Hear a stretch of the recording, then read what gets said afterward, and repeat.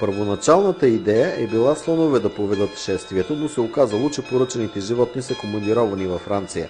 Съседите от Одрин били готови да изпратят камили, но мудните процедури по издаване на ветеринарни разрешителни и опасността от шап провалили това намерение.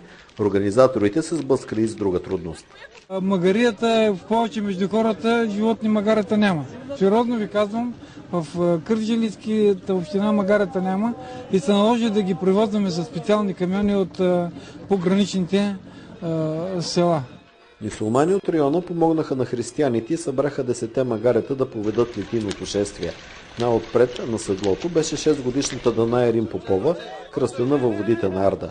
60 мъже скочеха в реката, за трети пореден път кръста беше изваден от студента Антон Чолаков. На церемонията присъства и делегация от Европарламента, която получи послание от Кърджали. Единство, разбирателство, без разлика между религии, народи. Послание към всички именици отправи 6-годишната Даная.